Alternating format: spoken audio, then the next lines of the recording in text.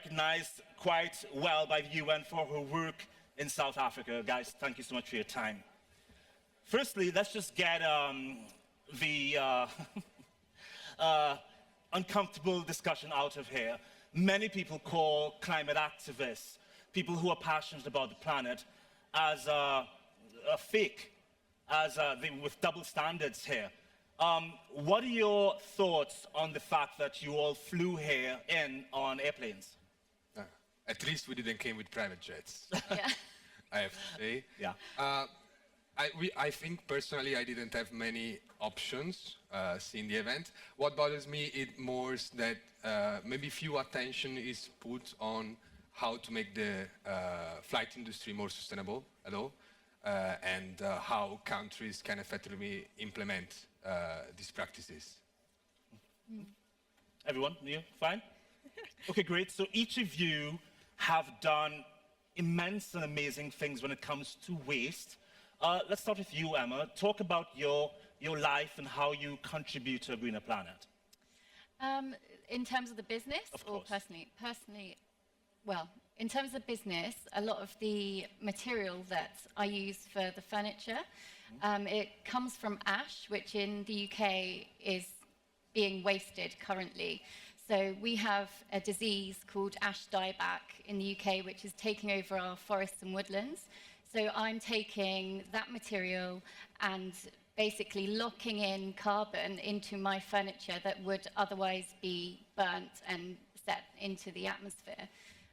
So that's one of the main ways that I'm kind of helping. Are there any challenges that you face? Yes, because of the ash dieback, obviously, we're going to come to a point where there is no more ash, okay? So I'm having to now look into other materials, other timbers, that in 10 years' time, if there's not enough ash left, I can kind of use from then. So I'm preparing for the British woodlands to bring kind of more regenerative materials in.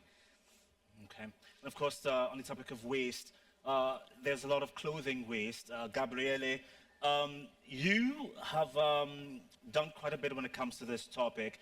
We know in terms of garments, so much of it, tens of millions of it, are produced every year. I believe it's 1 million every 5 minutes. How much do you think fast fashion supports wasteful activity? A big portion of that problem is exactly correlated with fast fashion and how this industry creates demand for products that are maybe most of the time not needed for the final customers. So what we see here is an unsustainable sales model followed by an unsustainable production model. And there are estimates that shows that we discard more than 80 kilos per person of clothes per year. So this is something, a figure that everybody here in this room can work on. On the other side, less than 1% of these clothes are recycled, so they very easily go to landfill and in a very unfavorable part of the world. So we are getting rid of the problem now. To solve it, it has to start from us, from all the people that purchase fashion goods. And I launched a challenge also here.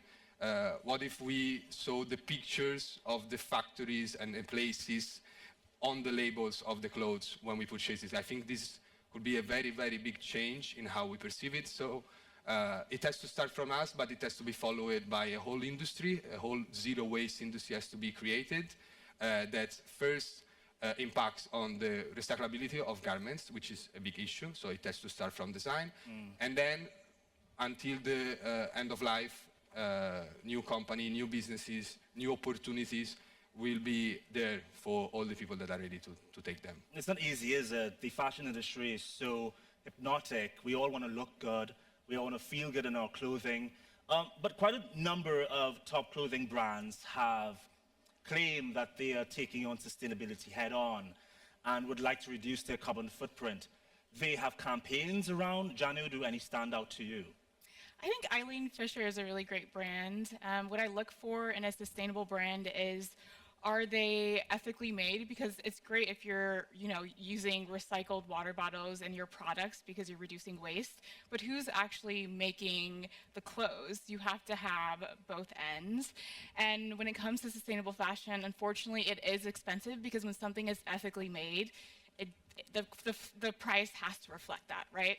So for me, I like to also shop secondhand, and that's a great way for you to reduce waste, prevent items from going to landfill, and it's going to save you a lot of money as well. And I just love to shop secondhand because it's just, it just makes my wardrobe look a lot better because I have unique pieces as well.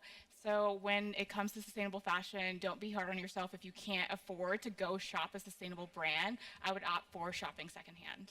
As you mentioned, secondhand, we recently did a story on TRT World, Just 2 Degrees program, a climate series, that looked at Ghana's secondhand industry that's under pressure locally and internationally because it's being attacked for its waste, for its cost and quality. That's not what we're going to talk about right now, I just brought that up. Let's talk about food systems, for example. There's a lot of waste there as well. But you tackle this from different perspectives. You work with young people, which is important. How hard is it engaging people to care about these issues? I think food is quite an easy one because there's so many points where people can relate to food. If you think about like what have you eaten today, and that's usually like an entry point that we have when we speak about food issues. How do you narrate them in a way that is relevant to people in their everyday lives? And then from there, find avenues that they can care about. I work a lot in local communities, and personally, I shifted my diet to align with my belief as a person that works at the intersection of food systems and climate change. And going into those communities, particularly in the African context, it's not as easy as saying, hey, we need to diversify our diets, eat less meat, because for the longest time, African communities have not had this idea of wealth, and meat is associated with wealth, or it's really deeply rooted in culture, right? So when you get into those contexts, and you really begin to understand that it's so different in every context that you work in to engage communities, right? So it's not as easy as saying, hey, just change your diet. So when you're working with young people, you find ways that relate to them. And I think what's really beautiful is that young people, we're not necessarily coming into a space and having to transition into sustainable practices. We are literally born into the challenges and faced with them, and as a result, we want to do better. So for me, it's like I've constantly led a somewhat sustainable life because I was born into the injustices of an unsustainable world. And I think that's how we're primarily positioned as young people to actually drive the change that we need to see in the world. And you also do this through collaborations with organizations, which is important, particularly for social media. You'd brought up, I want to talk about that in a minute, but I do want to pick up on a point you said when it comes to meat being associated with wealth. I guess all of you, the United States, Europe, Italy specifically, UK, Italy, the US, how do your countries and your people look at the idea of meat and the fact that it accounts for so many carbon emissions? Do you have perspectives on whether or not we should be eating meat more, less, or the same amount? I think it's mostly related to how the breathing phase of the animals is done. Yeah. So you can, the meat industry can be sustainable. It is not sustainable right now. I touch this topic a lot, dealing also with fashion, because like a lot of leather coming from the meat industry is used in our production ecosystem, and there is always an argument if it is a sustainable material or not.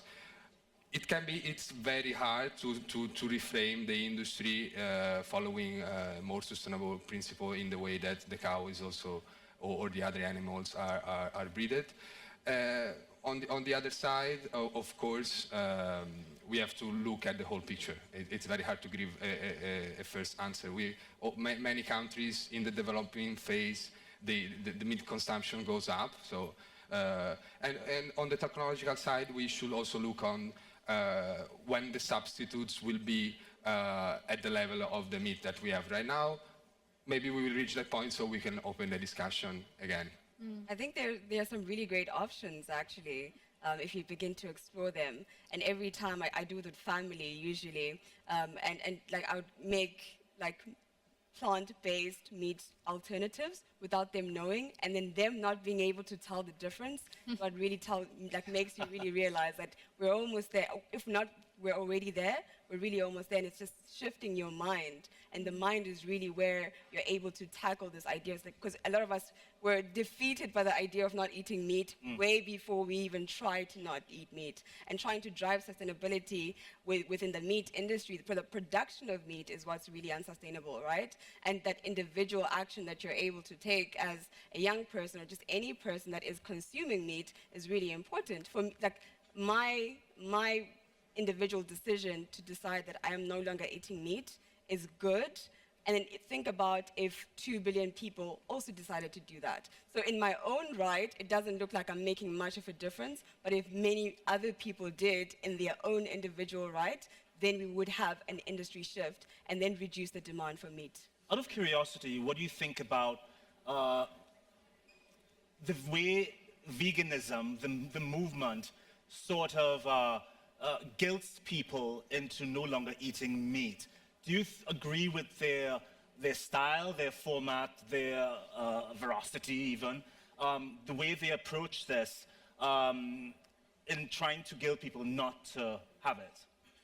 I would say probably not, right? Approach is really important if you want people to uptake something. And because, like I said earlier, I work within these very vulnerable and local contexts, I have to be very concerned about how I bring this narrative to them. If you phrase it as health, instead of like, you're doing bad to the planet, right? Phrase it as health, you're gonna feel better, you're gonna feel lighter. And once people try it out and see the changes for themselves, then they're able to actually invest in doing something like that.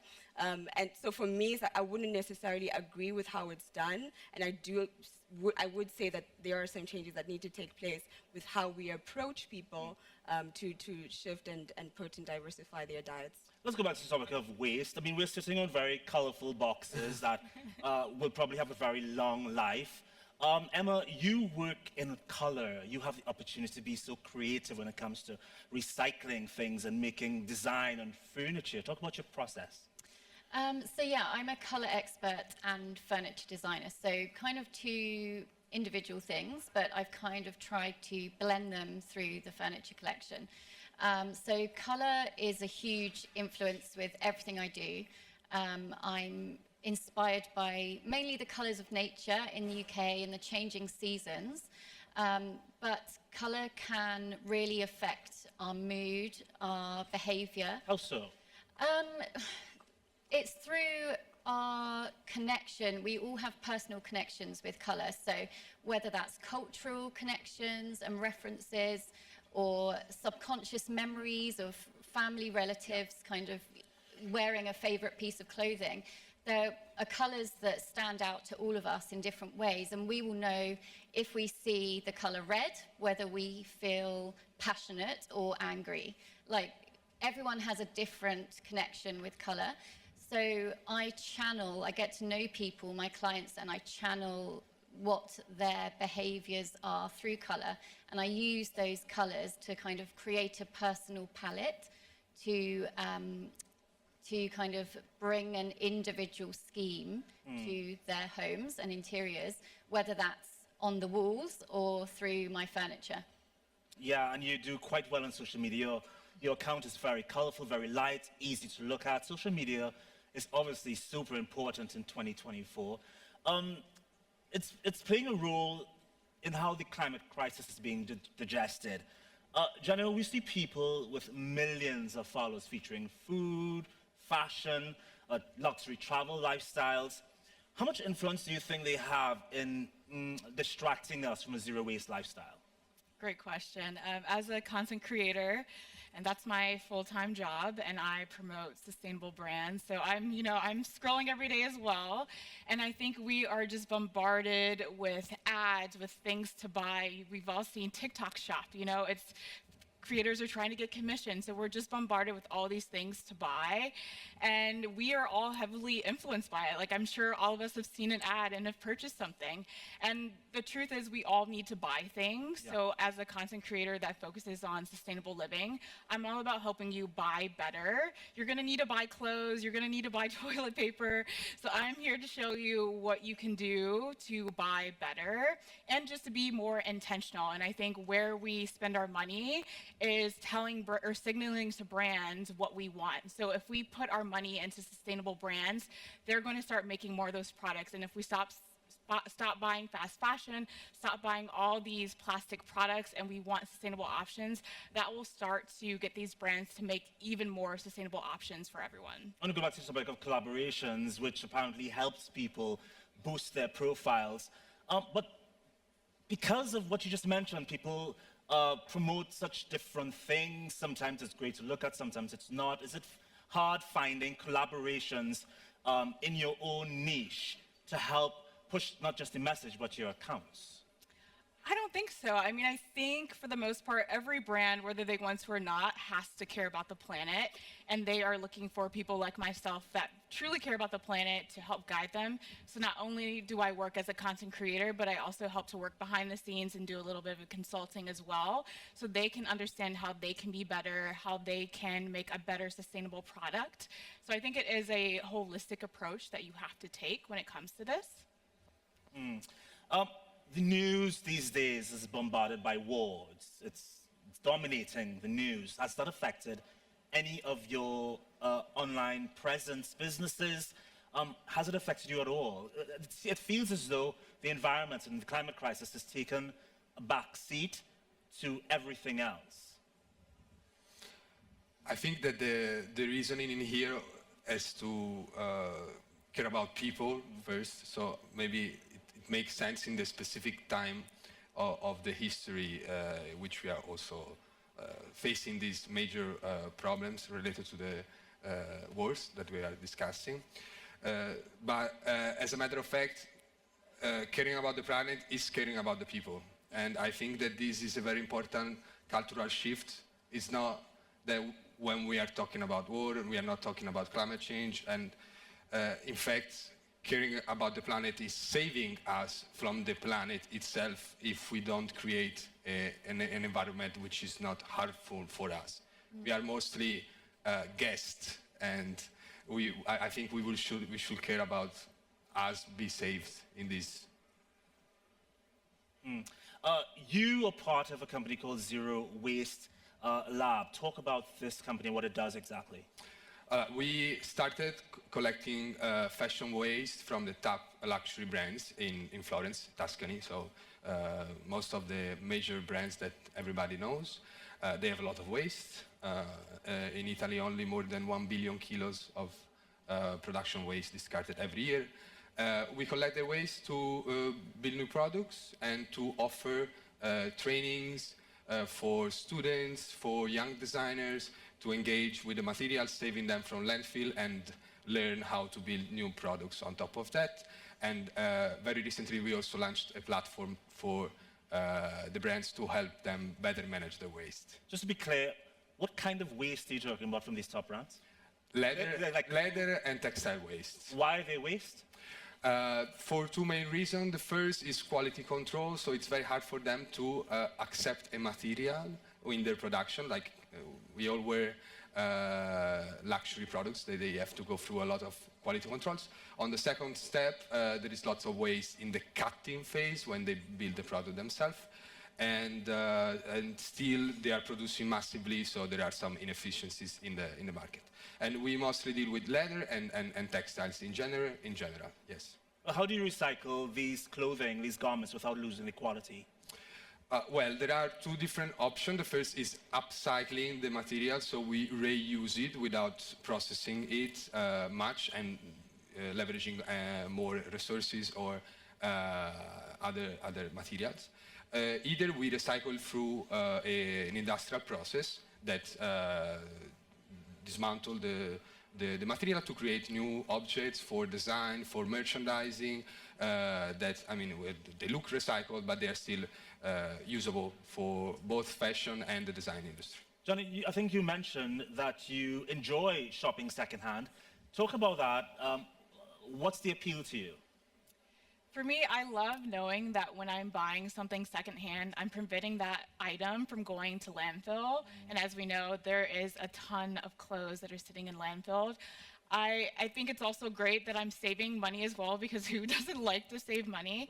And there's just so many unique pieces that you can find secondhand as well. I don't like to keep up with the trends, and trends are what leads to, you know, us buying so many different things. So for me, I'm all about buying basics that I can wear at all times of the year. And when you buy secondhand, you could also be supporting the local economy as well, which I think is great. But it's all about just being more mindful and intentional about your purchases. And I just know that when I'm wearing my clothes that I bought it secondhand, and it just makes me feel good. Emma, would you buy secondhand? Yeah. Yeah, definitely. Why do you think I do. people are so averse to it? I don't know. Is it a status thing? Maybe, Yeah. possibly, but I don't know. I think in the UK it's such a big market now as well. Whether it is fashion, interiors, I think it's only going to get bigger. Yeah. So yeah. Yeah. Go right ahead. Well, like once something is trendy, a lot of people like then have an uptake to it. For me, I have like I thrift a lot in South Africa, but also what I really enjoy is buying local South African designers. Like this is why a local South African designer, and there's this idea that it's supposed to like have the prints and look a certain way, but really they're like local artisans and people within the fashion industry that are doing some incredible work. How do you support them instead of like feeding into the idea of fast fashion constantly? Yeah, I understand what you're saying. Where I'm from, South America, the Caribbean area, we gravitate to these big brands, like Gabriele was talking about. When it comes to local designers, people who recycle, we take a minute and we step back and we're like, no, I don't want to be seen in that, because people are going to think I'm cheap or I have no money. How do you encourage people to get more involved, not just because it saves the planet, because it just looks good? But it does look good. That's the thing. I think that's what I'm always about. It's like showing that it does look good. Buying local it can be trendy and look good, and it's not. I think it's shifting again, like that mindset around it. People are resistant to it because they have an idea of, ooh, old is tarted or not fresh or not new. But how about stylish? Right? I recently saw on social media, there's a brand that was selling like dirty shoes as a trend, right? And people were actually buying them for like ridiculous amounts. But if you're able like to change the narrative around it, then you're able to have people involved in it too. Do you find? Go right ahead. I was going to say, I think it's also about teaching and educating people about the process of locally made things, whether it is fashion or anything else, furniture. I think people really love seeing the process, and I think if it's locally made, that's what they're buying into. They're buying into that process, not just one product. So they can see how it's made by, you know, talented craftsmen, and that's what they really love. They love to know that. Do you see any of this hesitation to buy recycled products in the furniture industry? No. Do people they prefer seeing these things and purchasing them? Yeah, I think there's a huge market for recycled furniture. Upcycling is obviously one of the best ways to sustainably buy furniture. And yeah, I think it's huge, and it's constant. We've always got furniture there that needs rehoming and antiques that will last for years and years. The problem is in the UK with interiors is the size of our housing. So a lot of the antiques that are available in the UK are for grand manor houses. So they're huge dimensions that won't fit in a cottage like mine. And that's why I started the furniture brand, because I loved antiques, but I couldn't fit any in my house. So I designed something that was locally made, locally sourced, and would fit like a neater scale, so it could be more accessible to anyone in any sized house. Do you find it hard to achieve a high level of craftsmanship, durability, when you're looking at recycling these products? So my products are not recycled. They're from timber that is locally sourced, and how I keep the quality and the durability of that is that I work with craftsmen and sawmills who are certified. So there's a certification called Grown in Britain, and they audit the whole process from the felling of the trees right the way through to the sawmill and the craftsman. And every one of those people in the procurement process has to have that certification. And that's how we know it's sustainable. They can trace the timber right the way back to the source. So we know exactly where it's come from. We know the woodlands are being regenerated. They're supporting biodiversity and encouraging new life into our woodlands, as well as using this high quality local timber. Which country does the timber you use come from? It's from the UK, so it's from England. Most of what I use is from England, so I use oak and ash. Yeah, but we can source from anywhere in the UK as long as the sawmills have that certification. And what makes these companies sustainable? So it's mainly the sourcing and how they're regenerating the woodlands. So we know that those woodlands are being managed and replanted. And they do a process of felling called coppicing. So that's when you take part of the woodland, you cut that down and allow new life to come in. So when you fell trees, obviously it allows more sunlight to come down to the forest floor, and then you get more wildlife, more insects, more plant species that you wouldn't then get in the shadowy kind of areas of the forest that are not getting sunlight. So then you kind of work all the way around the forest and leave that part that's been coppice to grow for another 10 years or something. You don't touch it. So you kind of keep working around like that, and it encourages new species. Back to the topic of fashion, it's hard, for anyone who's conscious about the environment, it's hard to go into a store and tell whether or not something is sustainable, came from sustainable means. We love big brands. How can you tell, Gabriele, can you help us identify which brands we can purchase without feeling guilty, without feeling bad, and knowing that it came from a source that's reliable? First, I want to remark on what Emma said. Like, looking at the supply chain and where the suppliers are, it is one of the first steps, because of course you need to understand if those suppliers are under some regulation that favors sustainability, if they are localized in a certain area, because of course if you think about a worldwide supply chain sustainability, it's very hard to implement. Second issue, the materials, of course. There are materials with a higher impact, material with a lower impact, especially I can promote organic material coming from natural dyes, but the most important aspect is the end of the life cycle. So you should find products or brands that have a good management of the materials at the end of the life cycle in a way that they can be disassembled and recycled. But it's not a job for you, it's a job for the brands to explain what's happening. Are they doing a good enough job doing that? They are not doing that well, but good news, lots of regulation are coming, and European Union is going very hard on that, and will force them to show all the different steps. Transparency. Yes, transparency, it's called the digital product passport, so you will have a label that will tell you everything about your clothes. So don't worry, just look at the labels in the next coming years. There is going to be a lot of information for you to understand. Outside of your businesses and projects, I would love to find out how you guys personally reduce your carbon footprint. We hear a lot of people in this industry talk about, I do this, I do that, but when they are behind closed doors, they contradict themselves. Talk about how you personally contribute. Okay, I think before I delve into that, I really want to touch on what you said, Gabriele.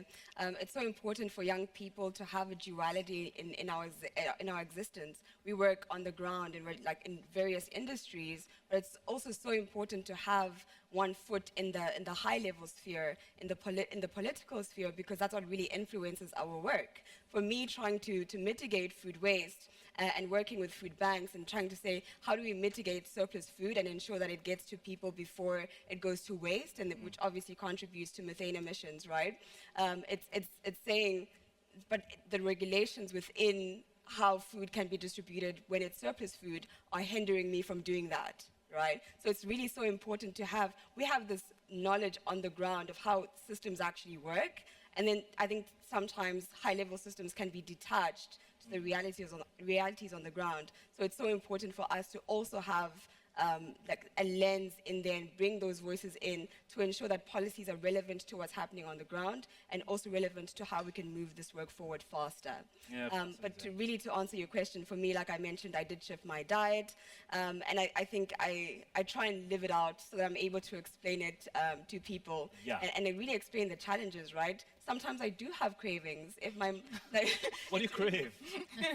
there's this dried cured meat in South Africa called biltong, and it's really, really good. So every time I think back to it, I'm like, I miss biltong, right? And that's usually such a point to relate with people. So it doesn't make me this ultra human because I'm able to change my diet. Yeah. But I think also another part of it is, how do I reduce food waste on my own part too, right? I was super frustrated at COP28 last year when all these food system people would gather for dinners, right? Because it's a common practice at convenings for dinners, and we were the amount of food waste that was there. I saw it. And we were contributing to that. And we are the people that believe in what we do. We believe in sustainable food systems. We're supposed to be driving the work. How is it that we're contributing and not being as cognizant as we should be, right? So really highlighting those challenges that we really ought to live by what we preach.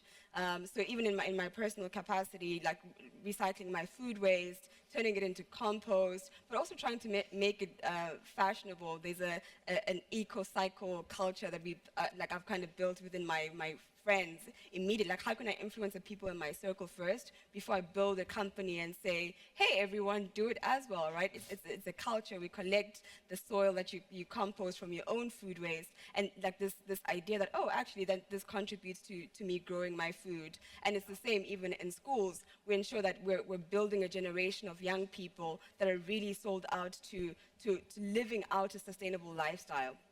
So educating them on how to do it, because I think that's usually we're so able to highlight the challenges, the problems, what is going wrong in the world, but how do we ensure that we couple that with the solutions that people are able to do, the action steps that people can take? So even in schools we do that, right? We have children planting and having their own gardens, and this actually also helps them eat vegetables, which is great. But also seeing how they're so energized to recycle their food waste because I'm going to go put it in the garden, right? So now there's an excitement that you're building around it. So I think in my personal capacity, it's things that I do, and I'm saying, how can I make them relevant to other people in my circle first? If I'm not able to influence people around me, my mother is the most sold out to. I think even sometimes she'll have vegan recipes that are she's a meat eater still, right? So I haven't gone all the way there. You guys fight about this? Not really, because I know that I'm not going to get her to change if I fight her on it. But she's exploring, right? So we've gotten to a point she's exploring. She'll make the most delicious vegan meals as well, which is super exciting for me. So it's my sphere of, it's myself, it's my sphere of influence, and then how do you broaden that in a way that can widen the impact too? Jenna, how do you get the message across about revealing possible double standards in your own life? When I share my life on social media, I share all parts of it. I know when I'm traveling to certain countries, sometimes I have to drink out of a plastic water bottle, and I don't hide that because that's just the reality of the world that we live in. And, I do a lot of composting as well. And what can be really intimidating to people is like, okay, I don't have a garden, or I live in an apartment. What do I do? So for me personally, I don't have a garden because I don't have time to have a garden. But there are local community gardens around me where I can drop off the compost. So a lot of places do have that as a possibility. And I will put the compost in the freezer so it doesn't smell. I know a lot of people don't have to deal with it because it's just like gross sitting on your counter. What's in your compost, by the way? I mean, everything. Fruits, vegetables. And you can put that in your freezer so you don't have to worry about the smell, and you can take that to a local community garden. And then another thing I would say is before I buy something, I ask myself, do I actually need it? I think the number one thing we can all do is to stop buying stuff we don't need. Great point. So when I'm online shopping, let's say, I put something in my cart and I let it sit there for a little bit. I'm like, do I actually want it? I'll come back maybe a couple days later, and if I still really want it and I know I'll actually use it, then I'll buy it. But if I know I didn't really need it, then I'll just delete it out my cart. But I think it's just important to be more mindful about our purchases and be a conscious consumer. You're just speaking to my life right now because I'm an impulsive buyer. Your personal life, how do you make your own contribution? I follow her advices. So yes, for me, moderate consumption is the first approach. Like, we don't have enough resources, population is growing, so we have to consume, buy less first. And I think this moderate approach is also something that we could bring into the food industry, reducing the meat consumption, because, I mean, this can be a first step, no? And even talking about what activism led now in a very aggressive way cannot work also as well. So I think trying to moderate consumption, talk about it in a very relaxed manner, explain people what are the benefits of that, both in the food industry and in the fashion industry, I think is the first crucial step that I also do with my own life. So I try to buy less and moderate the consumption of resources. Nice. Emma? For me, I'm really trying to focus on where my food comes from and buying as locally as I can. So I'm in a part of the world which is beautiful. I'm very fortunate to live around a lot of farms, a lot of farmland. So I'm trying to support those local farmers by buying their produce, which therefore makes me eat very seasonally. So I will just try and eat what is in season, what's being grown by those local farmers. So, I won't go to the supermarket and buy strawberries until they're available in our country and I can get them locally. It feels like it's quite tricky to do at first when we've been so used to being able to get everything we want all at once. But I also have a son, and I'm trying to educate him on where our food comes from. And like you're saying, growing your own at home, even if it's just in a tiny pot on the windowsill. I think just learning about where our food is coming from and how everything should not be readily available all the time. Like, that's not normal. So just kind of trying to eat seasonally, really. We've just got about 3 minutes left. Let me start with you, Emma, because you're from the UK, and we know groups like Just Stop Oil have a bad reputation, but the message, they say, is still being transmitted. What do you feel about disruptive climate action? And when I say disruptive, I mean people blocking transport, making lines on the highway to just raise the awareness. I think it's very sad that it's got to that point, that people feel that they have to do that to be heard. And, that's something that the government need to address. Do they annoy you? No, I feel that they have a point, and they're trying to make what a lot of us are thinking heard, and they're trying to get their voice listened to, obviously. I think it's hard when it affects people's day-to-day life. I personally work very locally, so I don't have to travel. It doesn't affect me personally, but I know a lot of people that it does affect, and therefore, yes, it annoys those people, and it is very disruptive. I think I would love them to be able to voice their opinions in a different way, but I don't at this time know what that would be if the government aren't listening already. Gabriele? I think every generation has its own fight. Our fight is sustainable development and climate action. People are taking this fight, they are getting attention. I think maybe it can work in the short term, but this movement has to be institutionalized into politics, into innovation. Like climate action is an innovation problem. Like innovators across the globe need to face it and transform it into an opportunity for us also. Yes, it's a good start, like at least we are talking about it, people are talking about it, politicians are talking about it, but we have to bring it to action as fast as possible. Yeah. Johnny, you've got 20 seconds. What do you think about disruptive climate action? I think there are different ways to be disruptive. I think one of the best ways you can be disruptive is to boycott brands that don't align with your values. Yeah. So I would say that that is the easiest way that we can all sort of put our, our two hands together and make a difference without, there being any sort of violence or, negatively affecting the average day person. Andile?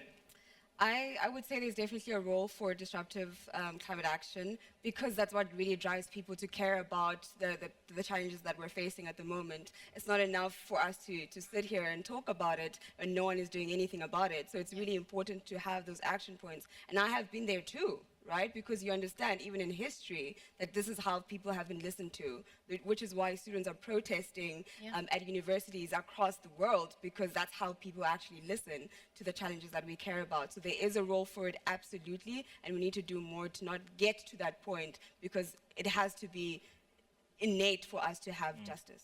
Interesting perspectives. Andile Mguni, Jenny Roberts, Gabriele Rorandelli, did I get that correct? Perfectly said. Emma Diaz, a round of applause for these panelists, please. This was your climate talk. Coming up now, we've got a short coffee break, and we'll have more for you after that. Thank you. Thanks so much, guys.